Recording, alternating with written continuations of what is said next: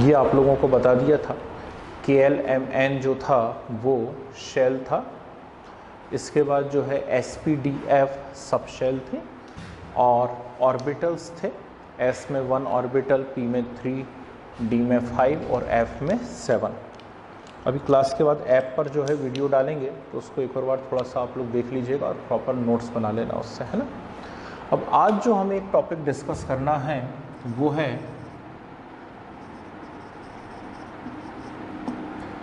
Quantum numbers. अब quantum numbers क्या होता है, जरा इस बात को समझिए बहुत अच्छे से। क्या है क्वांटम नंबर्स और इसकी रिक्वायरमेंट क्या है ना।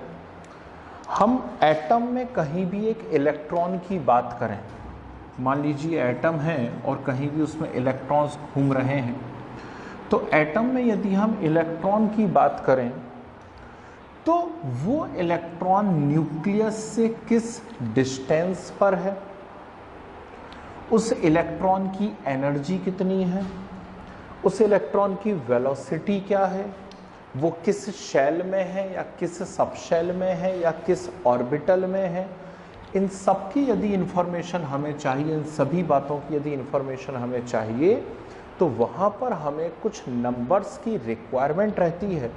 उन नंबर्स को कहा जाता है क्वांटम नंबर्स। ठीक, तो क्वांटम नंबर्स एक्चुअली हैं क्या?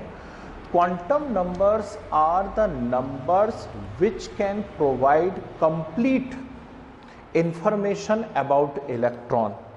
ठीक, तो किसी भी इलेक्ट्रॉन के बारे में जो कंप्लीट इंफॉर्मेशन दे सकें, उन नंबर्स को हम क्या कहा करते हैं? क्वांटम नंबर्स कहा करते हैं। ठीक है ना। अब कौन कौन से क्वांटम नंबर हैं? तो वैसे तो क्वांटम नंबर 4 हैं, पर इनमें से हमें 3 यहां पर ध्यान रखना है initially. First is principal quantum number, second is azimuthal quantum number. थोड़ा सा स्पेलिंग बड़ा अजीब है बोलने में, ध्यान से देखना। Principal quantum number, azimuthal quantum number. Third is magnetic quantum number and fourth one is spin quantum number. तो अभी फोर्थ को मैं नहीं लिख रहा हूं बोर्ड पे, क्या रीजन है उसका मैं बाद में बताऊंगा आपको। फिलहाल देखिए कौन कौन है। Principal, azimuthal, magnetic. Principal, azimuthal, magnetic, principal, azimuthal, magnetic. और हमने पिछली क्लास में क्या पढ़ा हुआ है? शेल, सब शेल एंड ऑर्बिटल। क्या मतलब निकला इससे? ठीक, इससे हमें एक बात थोड़ी सी लिंक समझ में आई। शायद कोई नंबर से which provide information about shell, और उन्हें कहा जाएगा principal quantum number. Which provide information about subshell, उन्हें कहा जाएगा एजीमुथल क्वांटम नंबर। और जो ऑर्बिटल की इंफॉर्मेशंस देंगे उन्हें कहा जाएगा मैग्नेटिक क्वांटम नंबर्स। क्लियर है बात? ठीक है ना। तो यहाँ पर ये 3 क्वांटम नंबर्स है, और इसके बाद एक अलग से एडिशनल में आपको लास्ट क्वांटम नंबर बताऊंगा, स्पिन क्वांटम नंबर।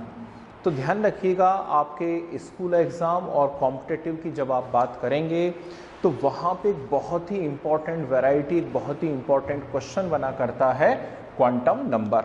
तो एक एक क्वांटम नंबर को हम डिस्कस करते हैं, और ये क्वांटम नंबर हमें क्या क्या इंफॉर्मेशन देता है, किसने इंट्रोड्यूस करा हुआ है, वो सारी बातें करते हैं। ठीक है ना। तो फर्स्ट हम यहाँ पर पढ़ने जा रहे हैं प्रिंसिपल क्वांटम नंबर। अब प्रिंसिपल क्वांटम नंबर क्या होता है, ध्यान रखिएगा।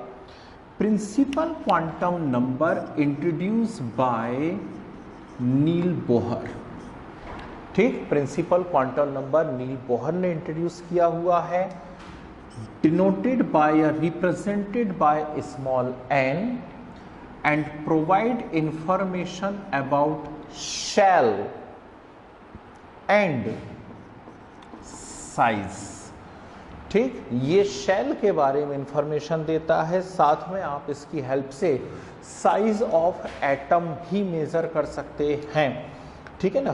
तो स्मॉल n से आप इसे नंबर रिप्रेजेंट करते हैं, और शेल और साइज के बारे में ये इंफॉर्मेशन देता है। ठीक, इसकी वैल्यू कभी भी 0 नहीं हो सकती। ठीक, अदर होल नंबर वैल्यूज होती 1 2 3 4 and dot dot dot dot dot. ठीक, ये इसकी वैल्यूज हुआ करती हैं, कभी भी 0 वैल्यू पॉसिबल नहीं है। क्लियर? अब इंफॉर्मेशंस क्या क्या मिला करती हैं इससे हम लोगों को, किससे? प्रिंसिपल क्वांटम नंबर से आपको क्या क्या इंफॉर्मेशंस मिलेंगी, जरा ध्यान से देखिएगा। फर्स्ट इंफॉर्मेशन यहां पर होती है maximum number of electron in shell. And maximum number of electron in shell हमने कैसे निकाला था? 2n² से। और 2n² में मैंने एक बात आपको बताई थी कि शेल मेरे पास है k, l, m, n and so on, और उनके जो नंबर्स हैं उन नंबर्स को हम स्मॉल n से रिप्रेजेंट किया करते हैं। और यही स्मॉल n आज से अब जब तक आप केमिस्ट्री पढ़ें तब तक क्या कहलाएगा? Principal quantum number. तो नंबर ऑफ शेल को ही हम क्या कहने जा रहे हैं? प्रिंसिपल क्वांटम नंबर कहने जा रहे हैं। 1 2 3 4 एंड सो ऑन। ठीक, तो फर्स्ट इंफॉर्मेशन मुझे क्या मिली? Maximum number of electron in shell. Second information, maximum number of सब shell in shell. Last class यदि आपने अटेंड करी हुई है या वीडियो देखे हुए हैं तो ही आपको आज की क्लास थोड़ी सी समझ में आएगी, क्योंकि जब तक शेल, सब शेल, ऑर्बिटल नहीं मालूम है, नई चीज कैच करना थोड़ा सा मुश्किल हो जाएगा, है ना। तो मैक्सिमम नंबर ऑफ सब shell in shell and it is equal to what? n। Maximum number of सब शेल इन शेल क्या होती हैं? n होती है। ठीक, third, maximum number of orbitals in shell. Maximum number of orbitals in shell, और किसी शेल में मैक्सिमम नंबर ऑफ ऑर्बिटल्स निकालने हैं तो वो क्या होते हैं? n²। क्लियर है? याद ये सारी की सारी ट्रिक मैं आप लोगों को बता चुका हूं। तो maximum number of electron in shell 2n², maximum number of सब shell in shell n, maximum number of orbitals in shell n²। ये प्राइमरी इंफॉर्मेशंस हैं जो हमें किससे मिल रही हैं? प्रिंसिपल क्वांटम नंबर से मिल रही हैं। ठीक है ना। और क्या पता पड़ता है, जरा ध्यान से देखिएगा। नेक्स्ट, और बहुत ही इंपॉर्टेंट एक बात बता रहा हूं, energy of electron in nth shell. किसी भी शेल में यदि आपको इलेक्ट्रॉन की एनर्जी कैलकुलेट करनी है तो इलेक्ट्रॉन की एनर्जी कैसे कैलकुलेट की जाएगी, इसका एक डेरिवेशन मैं आपको बताऊंगा पार्ट 3 में। अभी हम इस यूनिट का पार्ट 1 पढ़ रहे हैं। पार्ट 3 में मैं आपको इसका एक डेरिवेशन बताऊंगा, लेकिन डेरिवेशन होने के पहले ही फार्मूला आपको यहां से याद रखना पड़ेगा। क्या फार्मूला होता है energy of electron in nth shell का? En is equal to -2π² me⁴ z² upon n²h²। ठीक, फार्मूला अभी आपको याद रखना पड़ेगा, ठीक है ना। लेकिन जब आप डेरिवेशन सीख जाओगे तो ये फार्मूला आपको समझ में आ जाएगा कि कैसे आया है। डेरिवेशन इजी है, लेकिन फार्मूला अभी 11th में हम लोग नए नए आए हैं ना, तो एकदम से थोड़ा सा टिपिकल रहेगा। मैं पढ़ के बता देता हूँ क्या है formula. -2π² me⁴ z² upon n²h²। m यहाँ मास ऑफ इलेक्ट्रॉन है, e जो है that is charge of electron, z is atomic number, n is principal quantum number, और h कहलाता है यहाँ प्लैंक्स कांस्टेंट। ठीक है ना। तो डेरिवेशन से चीजें क्लियर हो जाएगी, लेकिन ये कंसेप्ट में बीच में आता है, इसलिए इसको आपको अभी फार्मूले को याद करना चाहिए। नेक्स्ट कंसेप्ट यहाँ आता है रेडियस ऑफ एटम। बहुत प्यारी चीज है भाई। अभी last year, before last year का ये आप IIT का पेपर देख लीजिए उठा करके। रेडियस ऑफ एटम के ऊपर एक न्यूमेरिकल पूछा गया था उसमें, है ना। तो रेडियस ऑफ एटम, यदि रेडियस ऑफ एटम आपको मेजर करना है तो उसके लिए फार्मूला होता है R is equal to n²h² upon 4π² mze²। फिर से बोल के बताता हूं, सुन लेंगे तो ध्यान से दिखने लगता है। रेडियस का फार्मूला है n²h² upon 4 pi square M Z ई स्क्वायर। यहां भी same, n principal quantum number है, h प्लैंक्स कांस्टेंट है, m मास ऑफ इलेक्ट्रॉन है, z एटॉमिक नंबर है और e क्या है यहाँ पे, charge of electron.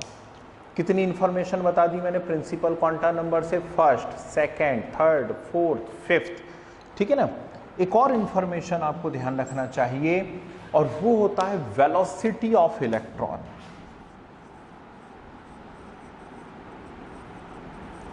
nth shell में यदि मैं वेलोसिटी ऑफ इलेक्ट्रॉन मेजर करना चाहूं तो वेलोसिटी ऑफ इलेक्ट्रॉन कैसे निकलती है, तो उसका भी फार्मूला याद रखिए, v is equal to 2 pi z E square upon NH। Velocity of electron के लिए फार्मूला है 2 पाई जेड ई स्क्वायर अपॉन NH। तो ये है principal quantum number and the informations obtained from first principal quantum number. Clear है बात, ठीक। अब क्या मैंने सिखाया था आपको, ध्यान करिए। मैंने बताया था कि एटम के अंदर शेल, शेल में सबशेल, सबशेल में ऑर्बिटल। तो पहली इंफॉर्मेशन हमें चाहिए थी शेल, शेल की कंप्लीट इंफॉर्मेशन हमें दे रहा है प्रिंसिपल क्वांटम नंबर। अब इस शेल के हम कुछ स्मॉलर पार्ट्स करने जा रहे हैं और शेल के स्मॉलर पार्ट्स क्या होते हैं, सबशेल। सबशेल के बारे में सबसे पहले इंफॉर्मेशन किसने दी थी, तो सबशेल की इंफॉर्मेशन दी थी सोमरफील्ड ने, ठीक। नाम मैं आपको बता चुका हूं पहले भी, सबशेल की इंफॉर्मेशन किसने दी हुई थी, सोमरफील्ड ने। तो जो सेकंड क्वांटम नंबर हमारे सामने यहां पर आ रहा है वो है क्या, एजीमुथल क्वांटम नंबर। थोड़ा सा नाम बोलने में अजीब लगता है, ठीक है ना, पर क्या करें, azimuthal, AZIMUTHAL, azimuthal quantum number किसने इंट्रोड्यूस किया हुआ है, ये इंट्रोड्यूस किया हुआ है सोमरफील्ड ने, ठीक। सोमरफील्ड ने बताया हुआ है। और ये किस बारे में इंफॉर्मेशन हमें देता है, ये हमें इंफॉर्मेशन देता है अबाउट सब शेल एंड देयर शेप। ध्यान रखिएगा, बहुत इंपॉर्टेंट सी बात है। तो एजीमुथल क्वांटम नंबर हमें सबशेल और उनके शेप के बारे में इंफॉर्मेशन देता है। किस चीज से रिप्रेजेंट करते हैं, आप इसे रिप्रेजेंट करते हैं स्मॉल l से। प्रिंसिपल क्वांटम नंबर को हमने कैसे बताया हुआ था, स्मॉल n से बताया हुआ था, और एजीमुथल क्वांटम नंबर को हम कैसे बताया करते हैं, स्मॉल l से बताया करते हैं। क्लियर है बात, ठीक है ना। अब यहां पे याद रखिएगा कि K L M N number क्या क्या है इनके, 1 2 3 4 ये नंबर हैं और ये सभी कौन है, शेल हैं, ठीक है ना। अब मैंने कुछ सिखाया था किसी भी शेल के अंदर कितनी सब शेल हो सकती हैं, तो मुझे मालूम है जो शेल जिस नंबर का होता है उसमें उतनी ही क्या हो सकती हैं, सब शेल हो सकती हैं, ठीक है ना। सुनिए ध्यान से, तो L जो है, the value of L depends on n, मतलब एजीमुथल क्वांटम नंबर की वैल्यू प्रिंसिपल क्वांटम नंबर पे डिपेंड करती है और उनके बीच में क्या रिलेशन होता है वो हमें मालूम होना चाहिए। रिलेशन होता है L is equal to 0 to n-1। क्या रिलेशन है, L is equal to 0 to n-1। यानी यदि आप L की वैल्यू कैलकुलेट करना चाहते हैं तो उसकी वैल्यू 0 से लेकर के n-1 वैल्यू तक पॉसिबल होती है, ठीक है ना। कैसे होती हैं, चलिए ध्यान से देखिएगा। मैंने ले लिया, मान लीजिए यहां पर if क्या हुआ, n is equal to 1, n is equal to 1 means what, k shell, n equal to 1 यानी क्या हुआ यहाँ पर, k शेल। और यदि k शेल है तो इस रिलेशन में आप वैल्यू रखिए तो क्या आ जाएगा, 1-1 मीन 0, तो L इक्वल टू क्या आ गया, 0, ठीक। यहां पर L इक्वल टू क्या आ चुका है, 0 आ चुका है, ध्यान रखिएगा, ठीक है ना। देखना म्यूट तो नहीं होगा, तो L n is equal to 1 यदि है, n इक्वल टू 1 यदि है तो L इक्वल टू क्या हो जाएगा, यहां पर 0 हो जाएगा, ठीक। इसका क्या मीनिंग है बहुत अच्छे से समझो। 0 अपने आप में 1 वैल्यू है, फिर से सुनिएगा, जीरो अपने आप में क्या है, वन वैल्यू है, ठीक। यानी के शेल के अंदर नंबर ऑफ सब शेल, उठा दें, ग्रीन टच कर देना एक फोन आ गया, जरा मैं थोड़ा सा रिसीव करूं। जी बोलिए।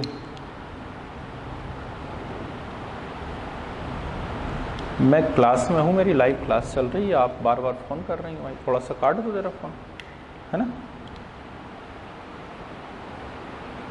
मैं लाइव क्लास में हूं इस समय, बाद में बात करूं। क्या बात है यार,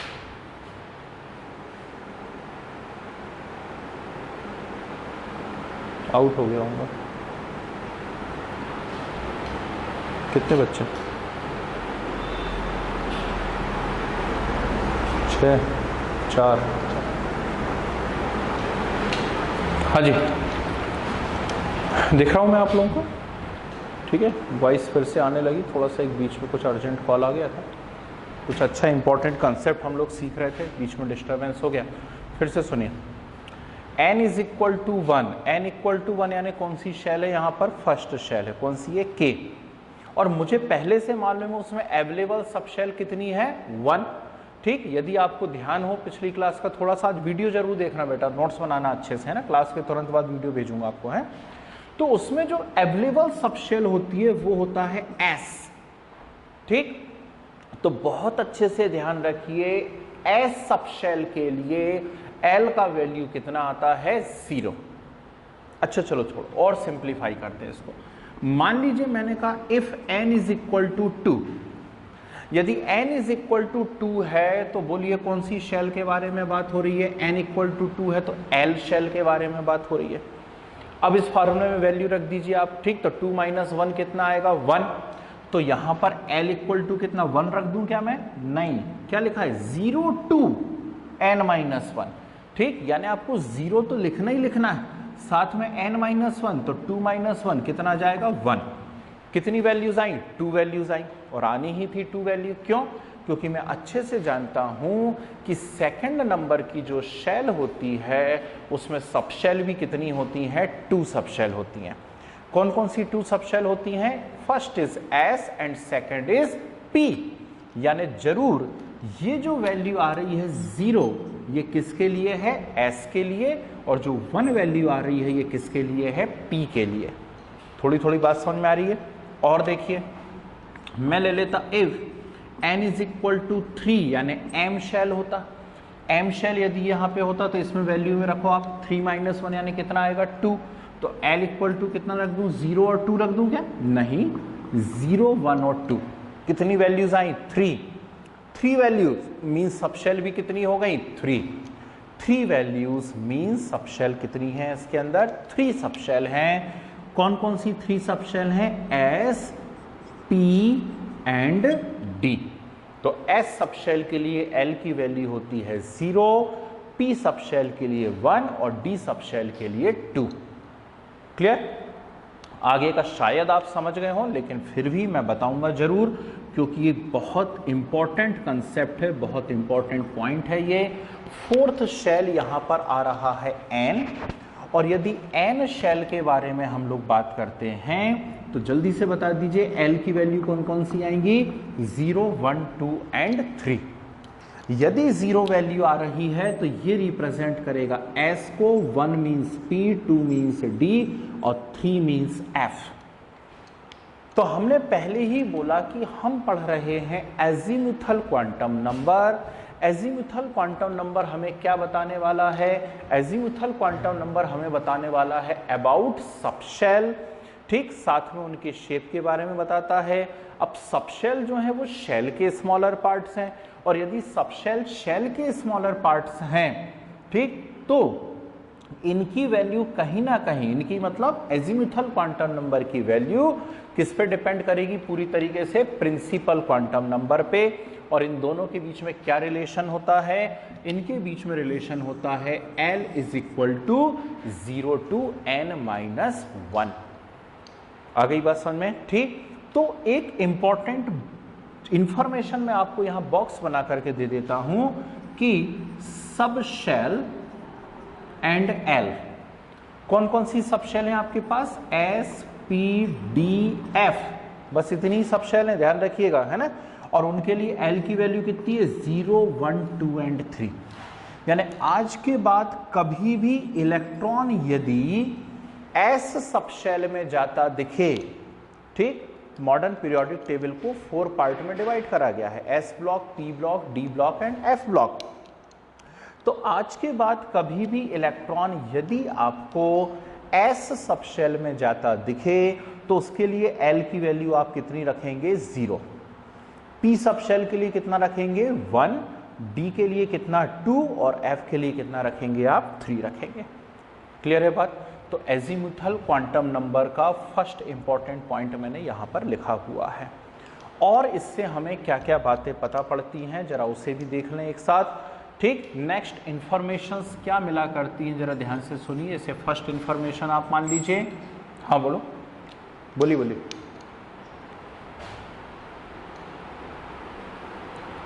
बेटा 4 होगी नहीं ना कभी। आपको इलेक्ट्रॉनिक कॉन्फ़िगरेशन सीखे हैं आपने 10th क्लास में? कोई भी इलेक्ट्रॉनिक कॉन्फ़िगरेशन? कोई बात नहीं, मैं बता, देखो कोई इलेक्ट्रॉनिक कॉन्फ़िगरेशन, जैसे मैं आपसे पूछूं, चलो ऑक्सीजन का इलेक्ट्रॉनिक कॉन्फ़िगरेशन बताओ। ऑक्सीजन का एटॉमिक नंबर जो है 8 है, ठीक है ना। ऑक्सीजन का इलेक्ट्रॉनिक कॉन्फ़िगरेशन आपको आता है? कैसे बनाएंगे? नहीं बेटा, ऐसा नहीं, ऐसा वाला नहीं सीखा 10th क्लास में, 1s2, 2s2, 2p6, ऐसा वाला सीखा है? नहीं?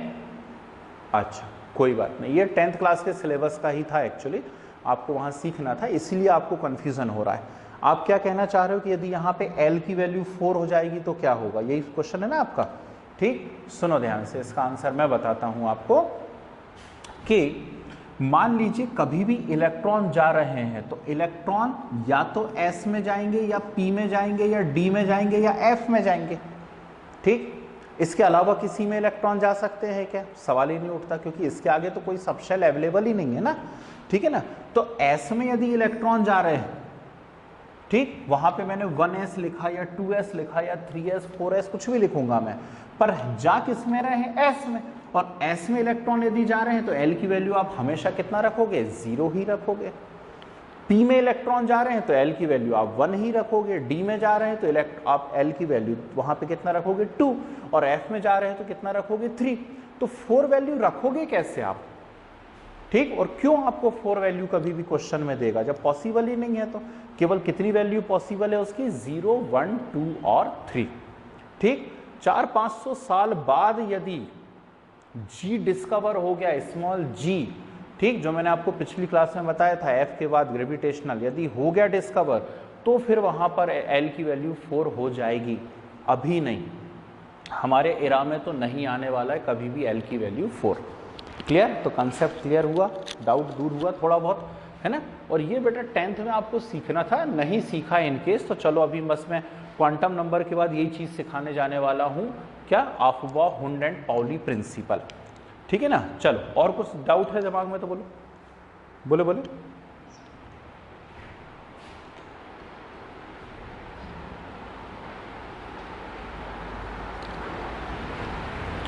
Very good, very good, very good, very good. अब मुझे एक बात बताओ, आप 5th शेल में मैक्सिमम इलेक्ट्रॉन कितने जाएंगे? बताओ, 5th शेल में मैक्सिमम इलेक्ट्रॉन कितने जाएंगे? 32। क्यों जाएंगे? 50 क्यों नहीं जा रहे? बस तो फिर तो आपने तो आंसर दे दिया ना फिर से, है ना।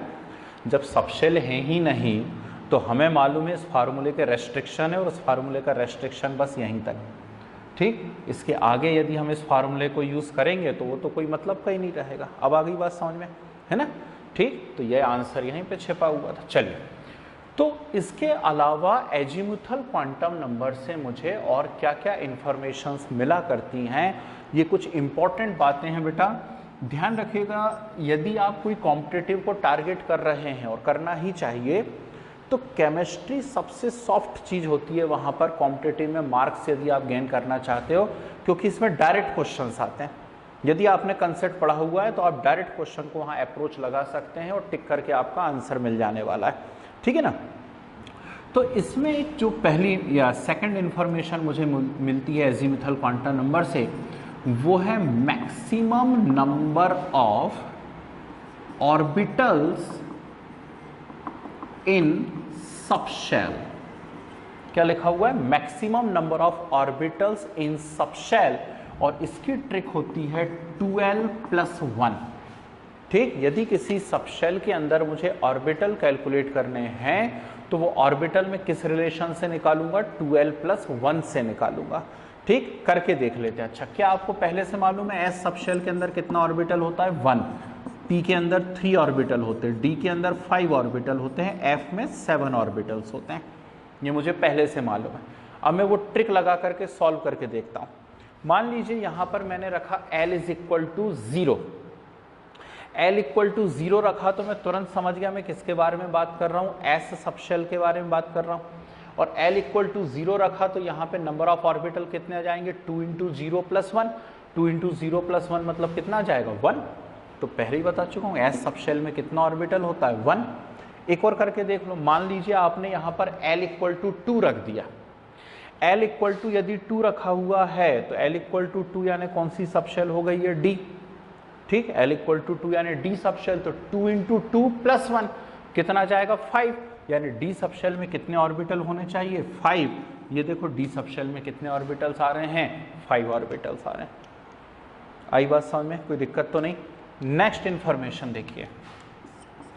नेक्स्ट इंफॉर्मेशन है maximum number of electrons in subshell. Maximum number of electrons in subshell, ठीक है ना। और maximum number of electrons in subshell होते हैं 2 × 12+1। ठीक, ये ऊपर वाली ट्रिक से हमें क्या पता पड़ रहा था? Maximum number of orbital in subshell, और नीचे वाली ट्रिक से हमें पता पड़ रहा है maximum number of electrons in subshell. ठीक, डी सबशेल में कितने इलेक्ट्रॉन होते हैं? 10 इलेक्ट्रॉन होते हैं। उसमें लगा करके देखेंगे ट्रिक को, तो हम L = कितना रख दें यहाँ पर? D के लिए L कितना है? 2। करके देख लो सॉल्व। 2 × 2+1 यानी 5, और 5 × 2 कितना हो जाएगा? 10। क्लियर? नेक्स्ट बात सुनिए, और सबसे इंपॉर्टेंट कंसेप्ट, पूरे एजीमुथल क्वांटम नंबर का सबसे इंपॉर्टेंट कंसेप्ट मैं आपको सिखा रहा हूं। एजीमुथल क्वांटम नंबर जो है, इसके बहुत सारे नाम आपको कॉपी के बुक के अंदर मिलेंगे। इसे हम सब्सिडियरी क्वांटम नंबर भी बोलते हैं, इसे हम सेकेंडरी क्वांटम नंबर भी बोलते हैं, और इसे हम एंगुलर मोमेंटम क्वांटम नंबर भी कहते हैं। ठीक, क्या नाम मिलेगा इसका आपको? एक और, एंगुलर मोमेंटम क्वांटम नंबर। अब एंगुलर मोमेंटम क्या होता है ये तो आपको फिजिक्स वाले टीचर सिखा देंगे। यहां मुझे यदि एंगुलर मोमेंटम कैलकुलेट करना है एजीमुथल क्वांटम नंबर की हेल्प से, तो एंगुलर मोमेंटम क्या फार्मूला रहेगा? मैंने पहले ही बोल दिया, सबसे इंपॉर्टेंट इंफॉर्मेशन है एजीमुथल क्वांटम नंबर की। तो एंगुलर मोमेंटम का फार्मूला बनता है h/2π √L × L+1। फिर से सुन लीजिए, क्या लिखा हुआ है? h/2π √L × L+1। यहां पर h आपके लिए अभी एक अननोन फैक्टर है, क्योंकि अभी हम पार्ट 1 ही पढ़ रहे हैं। पार्ट 3 में ये वाली बात आती है, इसे हम लोग प्लैंक्स कांस्टेंट कहते हैं।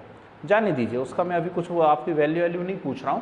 मैं तो सिर्फ आपसे ये पूछना चाह रहा हूं, what is the angular momentum of electron in L subshell?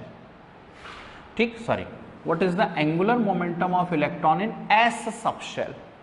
यदि S सबशेल में इलेक्ट्रॉन है तो उसका एंगुलर मोमेंटम क्या होगा? कोई बोलना चाहता है? जल्दी से बता दें, आंसर क्या आएगा? S सबशेल में इलेक्ट्रॉन है तो वेरी गुड। ठीक, बाकी लोगों ने भी सुन ही लिया होगा।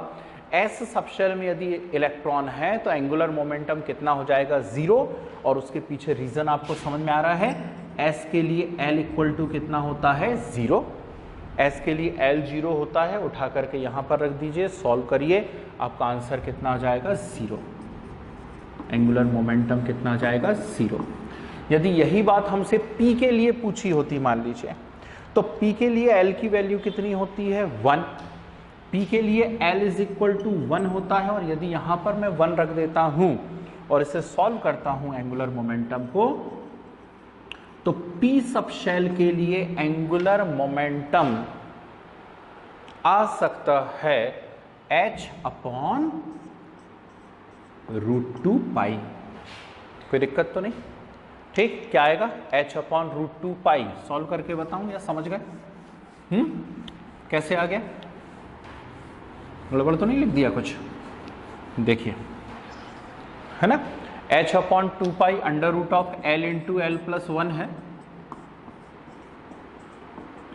और p के लिए l की वैल्यू कितनी है 1, तो h अपॉन 2 पाई 1 इंटू 1 प्लस 1 यानी अंडर रूट 2, तो ये अंडर रूट 2h अपॉन 2 पाई आ रहा था। ठीक, इसमें √2/√2 से मल्टीप्लाई कर दिया मैंने, ठीक है ना, तो √2 इंटू √2 ये क्या हो गया 2, ये 2 से 2 कैंसिल हो जाएगा, आंसर बचेगा h अपॉन √2 पाई। क्लियर? तो ये सेकंड क्वांटम नंबर थी भाई, एक बहुत ही इंपॉर्टेंट क्वांटम नंबर है, और इसका नाम क्या है यहाँ पर, azimuthal quantum number, also known as subsidiary quantum number, also known as secondary quantum number, and also known as angular momentum quantum number, introduced by Sommerfeld. Clear? तो दो क्वांटम नंबर मैंने आपको बता दी, principal and azimuthal. Third quantum number बहुत ध्यान से सीखिए, third is magnetic quantum number. ठीक है, थर्ड क्वांटम नंबर क्या आने वाली है यहां पर, मैग्नेटिक क्वांटम नंबर आने वाला है। ठीक है ना, अब कुछ क्वेश्चंस मैं आपसे पूछूंगा, ये मैग्नेटिक बताने के बाद तो थोड़ा सा तैयार रहना उन क्वेश्चंस के लिए, है ना। यहां पर हो जाएगा सब शेल SPDF और L की वैल्यू 0 1 2 3, ठीक, और ये शेल लिखा ही है ऊपर, है ना, 1 2 3 पर। हाँ, तो मैंने कहा next is magnetic quantum number. Magnetic quantum number क्या होती है और क्या बताती है, जरा पहले इसकी थ्योरी सुनिए थोड़ी सी, क्यों दी गई है ये ऐसा। हुआ क्या, एक साइंटिस्ट है, उनका नाम था जीमान, है ना, ZEEMAN, जीमान।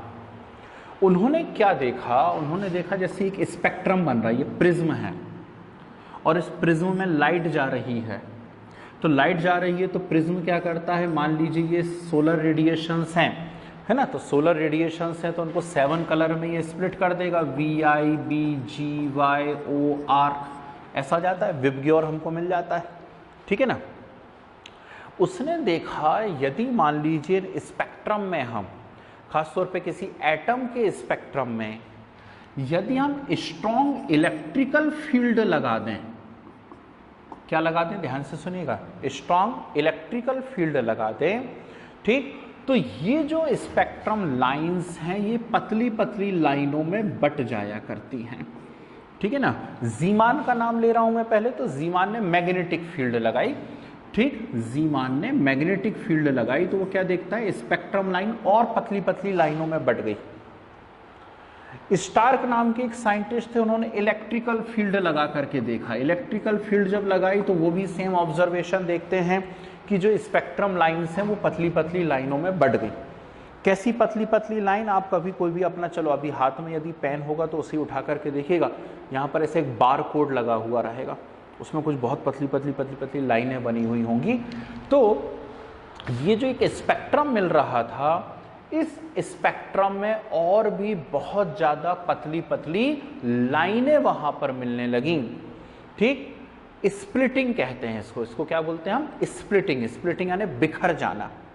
तो जब इलेक्ट्रिकल फील्ड आपने लगाई तो इलेक्ट्रिकल फील्ड लगाए जाने पर स्पेक्ट्रम लाइन बिखर गई। जैसे अभी अभी सूचना मिली कि बाहर मौसम बहुत ज़्यादा खराब हो चुका है ना, बहुत तेज आंधी तूफान आ रहा है। आंधी तूफान आने के पहले या अक्सर जब बारिश हो जाती है उसके बाद रेनबो नज़र आता है ना, आकाश में हम लोग देखेंगे तो एक रेनबो नज़र आता है, और उसके अंदर बड़े ही सुंदर सुंदर से कुछ कलर्स भी हम लोगों को दिखा करते हैं। ठीक, तो वो एक स्पेक्ट्रम है। रेनबो क्या है? एक स्पेक्ट्रम है, और उसी स्पेक्ट्रम में जो कोई भी पर्टिकुलर कलर आपको नजर आ रहा है, यदि वो कलर और पतली पतली लाइनों में बिखर जाए, ठीक, फाइन लाइंस बोलेंगे, और पतली पतली लाइनों में बिखर जाए, तो इसे कहा जाता है, इसका स्टेटमेंट केमिस्ट्री में होता है स्प्लिटिंग ऑफ स्पेक्ट्रम लाइंस। क्या बोलते हैं? Splitting of spectrum lines. और यदि ये इलेक्ट्रिकल फील्ड में हो रहा है, तो इसको सबसे पहले स्टार्क ने ऑब्जर्व करा था। तो splitting of spectrum line in electrical field is known as Stark effect. और यदि ये मैग्नेटिक फील्ड में हो रहा है, means splitting of spectrum line in magnetic field, तो इसे कहा जाता है जीमान इफेक्ट। क्लियर? तो जब स्टार्क और जीमान इफेक्ट मिले, तो दो साइंटिस्ट वहां पर हुआ करते थे, गोल्डस्मिथ एंड हेलन बेक। इन्होंने क्या कहा? इन्होंने कहा कि ये जो मैग्नेटिक क्वांटम नंबर है, ये मैग्नेटिक क्वांटम नंबर जरूर इलेक्ट्रॉन्स की एग्जैक्ट पोजीशन को शो करता है, और उन इलेक्ट्रॉन के कारण ही क्या हो रही है? स्प्लिटिंग हो रही है। और इलेक्ट्रॉन की एग्जैक्ट पोजीशन को यदि शो करता है, मतलब जरूर ये किसके बारे में इंफॉर्मेशन दे रहा है? ऑर्बिटल्स के बारे में इंफॉर्मेशन दे रहा है। तो प्रिंसिपल क्वांटम नंबर ने इंफॉर्मेशन दी थी शेल, एजीमुथल क्वांटम नंबर ने इंफॉर्मेशन दी थी सब शेल, और मैग्नेटिक क्वांटम नंबर हमें इंफॉर्मेशन दे रहा है किसके बारे में? ऑर्बिटल्स के बारे में। ठीक है? क्या इंफॉर्मेशन देता है, कैसे देता है, जरा ध्यान से देखिएगा, आप ही लोगों से पूछूंगा मैं। इसमें ये दो टाइप से ये एजीमुथल क्वांटम नंबर पे डिपेंड करता है। First is m is equal to 2l plus 1, and second is m is equal to minus l2 plus l। दो रिलेशन यहां हुआ करते हैं मैग्नेटिक क्वांटम नंबर के। फर्स्ट यहां पर होता है m is equal to 2l plus 1, और सेकंड होता है m is equal to minus l2 plus l। ठीक? ये रिलेशन हमें क्या बताता है? इसके पहले कभी देखा है हमने इस रिलेशन को? ये रिलेशन हमें बताता है मैक्सिमम नंबर ऑफ ऑर्बिटल्स। ठीक? Small m magnetic quantum number है। लिंडे करके एक साइंटिस्ट हुआ करते थे, ठीक है ना, उन्होंने इस पूरे को डिटेल में बताया मैग्नेटिक क्वांटम नंबर को। ठीक? तो लिंडे को इसका क्रेडिट जाता है, उन्होंने ये रिलेशन बनाया m is equal to 2l plus 1। ये रिलेशन हमें बताता है maximum number of orbital in subshell. और दूसरा रिलेशन है m equal to minus l2 plus l, ये बताता है ओरिएंटेशन। ठीक? यहां थोड़ी सी मेहनत करनी पड़ेगी बेटा आप लोगों को, क्योंकि एकदम से अभी अभी 11th में आए हैं, और ये कुछ थोड़े से टिपिकल कॉन्सेप्ट हैं, खासतौर पे मैग्नेटिक क्वांटम नंबर। तो ओरिएंटेशन का मतलब क्या है कि अराउंड द न्यूक्लियस जब इलेक्ट्रॉन एक पर्टिकुलर सबशेल या ऑर्बिटल में घूम रहा है, तो किन एक्सिस पे वो घूम रहा है। ठीक है ना? किसी भी सबशेल या ऑर्बिटल में घूम रहा है तो किस एक्सिस पे घूम रहा है। जैसे मान लो मैं यहीं पे बात करूं, मैं ऐसा चल रहा हूं, आपके मैथ्स के अकॉर्डिंग इसे एक्स एक्सिस मान लीजिए, इसे वाई एक्सिस मान लीजिए, है ना, कहीं पे मान लो जेड एक्सिस है, तो किस पर्टिकुलर एक्सिस पे वो घूम रहा है, वो बात होगी किसके बारे में? ओरिएंटेशन। ठीक है? माइनस l2 प्लस l आप अप्लाई कैसे करेंगे उसे याद रखिएगा। एक स्केल बनाइए अपनी कॉपी में, यहां लिखिए 0, इस तरफ सारी पॉजिटिव वैल्यूज लिख लीजिए, और इस तरफ सारी की सारी नेगेटिव वैल्यूज लिख लीजिए। ठीक है? बीच में 0 लिखिए, एक तरफ पूरी पॉजिटिव वैल्यूज लिखिए, एक तरफ पूरी नेगेटिव वैल्यूज लिख लीजिए, है ना। अब मुझे क्या करना है? माइनस l2 प्लस l, मतलब मैं माइनस से प्लस तक जाऊंगा। ठीक है? चलो शुरू करते हैं। मान लीजिए मैंने यहां रख दिया l इक्वल टू 0। जैसे ही l इक्वल टू 0 लिखा, तुरंत आपके दिमाग में पिक्चर क्लियर हो जानी चाहिए कि किस सबशेल के बारे में बात हो रही है। एस सबशेल के लिए L इक्वल टू क्या होता है 0। अब ऑर्बिटल यदि मुझे पता करना तो इस रिलेशन में रखूं, इस रिलेशन में यदि L इक्वल टू 0 रखूंगा तो M इक्वल टू कितना आएगा 1, यानी एस सबशेल में कितना ऑर्बिटल है 1 ऑर्बिटल है। क्लियर। सेकंड एग्जांपल देखें, L इक्वल टू 1 रखा, L इक्वल टू 1 यानी P सबशेल, और P सबशेल के लिए इसमें रखा तो M इक्वल टू कितना आएगा 3, यानी P सबशेल में कितने ऑर्बिटल्स हैं 3 ऑर्बिटल्स हैं। फिर मैंने यहां रखा L इज इक्वल टू 2, तो इतना मैथ्स तो सबको आता है, M इज इक्वल टू कितना आ जाएगा 5, मीन्स D सबशेल में 5 ऑर्बिटल, ऐसे ही F में कितने आ जाएंगे 7। अब ओरिएंटेशन का क्या है, फिर से रिपीट करते हैं। यहां L इक्वल टू कितना रख दीजिए आप 0। अब L इक्वल टू यदि 0 रखा है तो मुझे इस स्केल पे माइनस से प्लस तक जाना था, लेकिन मैं बचपन से पढ़ता चला रहा हूं -0 और +0 नाम की कोई चीज होती नहीं है, 0 तो 0 होता है।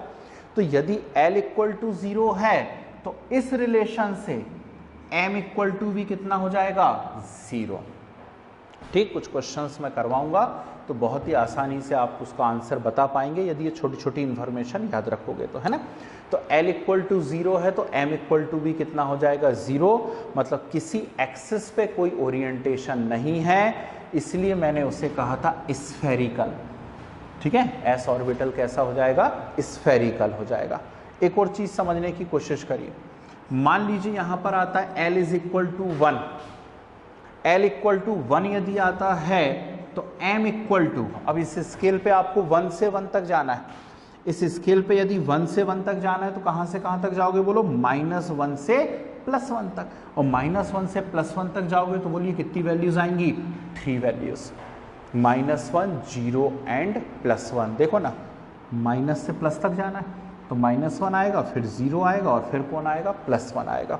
ठीक, तो 3 वैल्यूज आई। अगली क्लास में मैं आपको बताऊंगा कि ये 3 वैल्यूज कौन कौन से ऑर्बिटल्स को रिप्रेजेंट करती हैं, कैसे ये px py pz को बताएंगी, क्या क्या बताने वाली है ना। एक और एग्जांपल सीखिए, L इज इक्वल टू 2, यदि L इज इक्वल टू 2 मैं यहां पर रख दूंगा तो उस रिलेशन से मुझे कहां से कहां तक जाना पड़ेगा 2 से 2 तक, और 2 से 2 तक यदि जाऊंगा तो M इक्वल टू कितना आएगा -2 -1 0 +1 एंड +2। ध्यान से देखिए कितनी वैल्यूज दिख रही हैं 5, 1 2 3 4 5 आनी ही थी, क्योंकि ऑर्बिटल्स भी कितने होते हैं 5 ऑर्बिटल्स। तो मैग्नेटिक क्वांटम नंबर कुछ भी नहीं है, लिंडे ने क्या इंट्रोड्यूस करा हुआ है, लिंडे ने इंट्रोड्यूस किया हुआ है कि इसे स्मॉल m से आप बताइए, और ये 2 बातें बताता है, मैक्सिमम नंबर ऑफ ऑर्बिटल और साथ में ओरिएंटेशन ऑफ इलेक्ट्रॉन। क्लियर। ठीक, तो फर्स्ट थी प्रिंसिपल, सेकंड था एजीमुथल, थर्ड था magnetic quantum number. Last quantum number कौन सा होता है, ये तो बहुत ही इजी है, बहुत सिंपल है। ठीक, लास्ट क्वांटम नंबर होता है स्पिन क्वांटम नंबर, है ना। और 2 क्वेश्चन मैं अभी आप लोगों से करवाता हूं, देखें आप लोगों से बनते हैं या नहीं बनते हैं। स्पिन क्वांटम नंबर की यदि हम बात करें, स्पिन हो रही है स्पिन क्वांटम नंबर, तो ध्यान करिए, जब मैं आपको ऑर्बिटल बता रहा था पिछली क्लास में, जिन बच्चों ने नहीं देखा वो अब भी तुरंत इसके बाद वीडियो देखिएगा तो ये कंसेप्ट क्लियर हो जाएगा। जब हम ऑर्बिटल की बात कर रहे हैं तो उसमें इलेक्ट्रॉन को हमने एस से बनाया हुआ था, एक क्लॉकवाइज और एक कैसा बनाया हुआ था एंटी क्लॉकवाइज। तो क्लॉकवाइज और एंटी क्लॉकवाइज जब हमने यहाँ पर बनाया हुआ था इलेक्ट्रॉन्स को, तो इसमें ऊपर वाले को हमने क्या कहा हुआ था, क्लॉकवाइज मूवमेंट है इसकी, और ये वाला कैसा है एंटी क्लॉकवाइज। पूरा एक्सप्लेन कर चुका हूं मैं आपको वहां पे कि क्यों ऐसा बनाते हैं क्लॉकवाइज और एंटी क्लॉकवाइज। अब सुनिए, स्पिन क्वांटम नंबर एस से रिप्रेजेंट की जाती है, और इसकी वैल्यूज क्या क्या होती हैं। यदि इलेक्ट्रॉन अपवर्ड मूवमेंट में है, यानी क्लॉकवाइज उसका मूवमेंट हो रहा है, तो एस की वैल्यू रखिए +½ कितनी रखिए +½ और यदि वो डाउनवर्ड मूवमेंट कर रहा है, नीचे तरफ है, तो एस की वैल्यू रखिए -½ इसको सब लोग अलग अलग टाइप से एक्सप्लेन करते हैं। मैं अपने हिसाब से इस बात को एक्सप्लेन करके आपको बताता हूं कि क्यों प्लस हाफ और क्यों माइनस हाफ, है ना। यहां पर मैंने आपसे क्वेश्चन पूछा कि इलेक्ट्रॉन घूम रहा है या नहीं घूम रहा है। आप तुरंत आंसर देंगे कि इलेक्ट्रॉन न्यूक्लियस के चारों तरफ भी घूम रहा है और अपने एक्सिस पे भी घूम रहा है, ठीक है ना। मैं आपसे कहूं कि कहीं पर मैं रास्ते में आ रहा था और एक कोई बच्चा था, वो डांस कर रहा था और बहुत तेजी से गोल गोल गोल गोल घूम रहा था।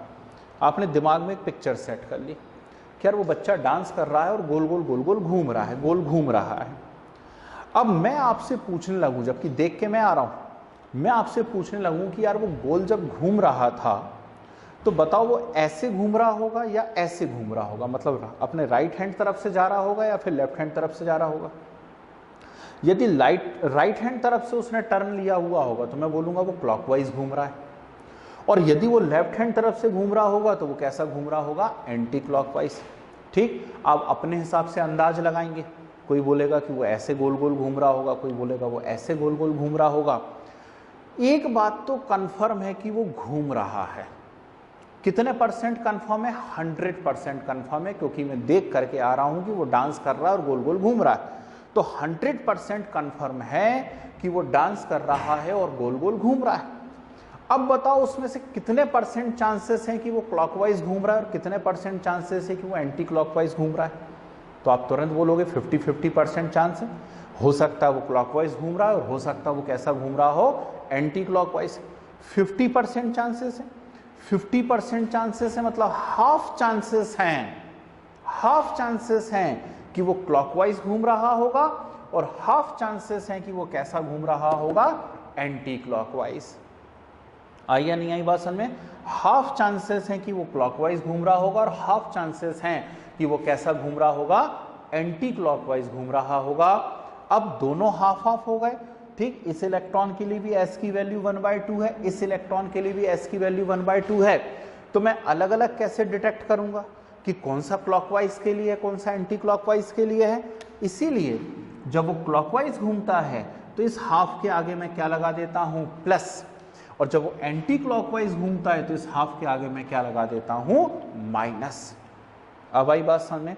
तो अब जब भी आप केमिस्ट्री पढ़ें, आपको ऐसा बॉक्स नजर आए, उसके अंदर 2 इलेक्ट्रॉन नजर आए, तो जो अपवर्ड मूवमेंट वाला इलेक्ट्रॉन दिख रहा है उसके लिए आप s की वैल्यू +½ रखेंगे, और जो डाउनवर्ड दिख रहा है उसके लिए s की वैल्यू आप कितनी रखेंगे, -½ रखेंगे। क्लियर? यह है स्पिन क्वांटम नंबर, और इससे हमें एक और इंफॉर्मेशन मिलती है, that is spin quantum angular momentum.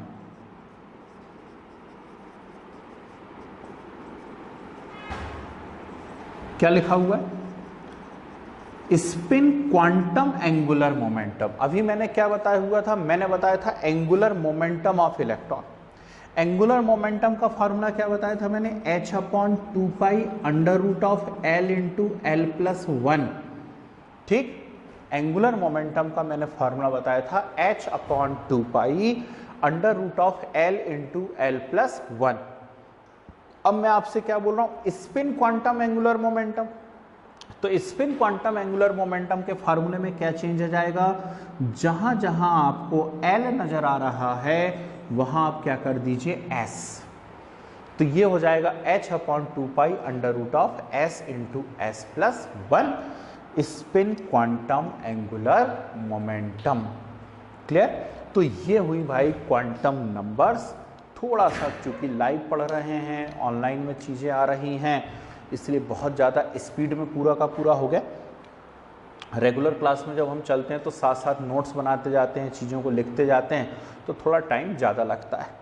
ठीक है, तो ये चारों के चारों क्वांटम नंबर्स को आपको बहुत अच्छे से प्रिपेयर करना है, याद करना है, क्योंकि आगे जो हम ऑफबाउ-हुंड और पाउली प्रिंसिपल पढ़ेंगे, तो ऑफबाउ-हुंड और पाउली प्रिंसिपल के क्वेश्चंस तभी बन पाएंगे आपसे जब आपको क्वांटम नंबर्स क्लियर। जैसे एक क्वेश्चन पूछता हूं, है ना, मैंने आपसे क्वेश्चन पूछा, what is the value of n, l and m, what is the value of n, l and m, यानी principal, azimuthal and magnetic quantum number for the electron present in 4s, 4s में electron है तो n, l और m की values क्या क्या होंगी। ठीक, चलो मैं सॉल्व करके बताता हूं, ध्यान से सीखो। यही पूछा जाता बेटा आपके कॉम्पिटिटिव में, और अब तो बोर्ड का पैटर्न भी यही हो गया कि MCQ आते हैं, और MCQ आते हैं तो इस लेवल के ऐसे क्वेश्चंस आपसे पूछे जा सकते हैं, है ना। n कैसे निकाला जाता है, तो S, P, D या F के सामने जिस भी नंबर से मल्टीप्लाई होगा, फिर से सुनिए, S, P, D या F के सामने जिस भी नंबर से मल्टीप्लाई होगा वो नंबर किसकी वैल्यू होगी, प्रिंसिपल क्वांटम नंबर यानी n की वैल्यू होगी। तो यहां s के सामने कितने से मल्टीप्लाई है, 4, यदि s के सामने 4 से मल्टीप्लाई है तो n की वैल्यू कितनी हो गई है, यहां पर 4 हो गई। क्लियर। दूसरा क्या निकालना है मुझे, l यानी एजीमुथल क्वांटम नंबर। अब ये कौन है, 4s है, 4s है, s है, तो s के लिए l की वैल्यू ये लिखी हुई है, और पिछले 1 घंटे से मैं सिखा रहा हूं s के लिए l की वैल्यू कितनी होती है, 0, तो यहाँ l इक्वल टू आप रख देंगे 0। और यदि l 0 है तो बोलो m की वैल्यू कितनी हो जाएगी, तो अभी तो सिखाया मैंने, क्या सिखाया, -L2 + L, -L2 + L यदि निकालोगे l 0 हो गया तो m भी कितना हो जाएगा, 0। ऐसे क्वेश्चंस पूछे जाते हैं आपसे। आपको कोई भी एक पर्टिकुलर सबशेल दे दी जाएगी और उसके लिए आपसे n, l, m, s ऐसी वैल्यूज पूछी जाएंगी। पर ये क्वेश्चन और ज़्यादा आपको क्रिस्टल क्लियर तब हो पाएंगे जब आप अफबाउ, हुंड और पाउली प्रिंसिपल को अच्छे से स्टडी कर लेंगे, ठीक है ना। तो अभी हम लोगों ने क्या क्या सीख चुके हैं, हम पढ़ रहे हैं structure of atom. Structure of atom में पार्ट 1 स्टडी कर रहे हैं, और पार्ट 1 के अंदर मैं आपको शेल, सबशेल, ऑर्बिटल सिखा चुका हूं, और साथ में हम लोगों ने देख लिए यहां पर क्वांटम नंबर्स। ठीक, इसमें कहीं किसी को डाउट हो तो जरा बोल दीजिए जल्दी से, आज जो पार्ट पढ़ा हुआ है, और क्लास के बाद इसका वीडियो जरूर देख लेना है सभी को।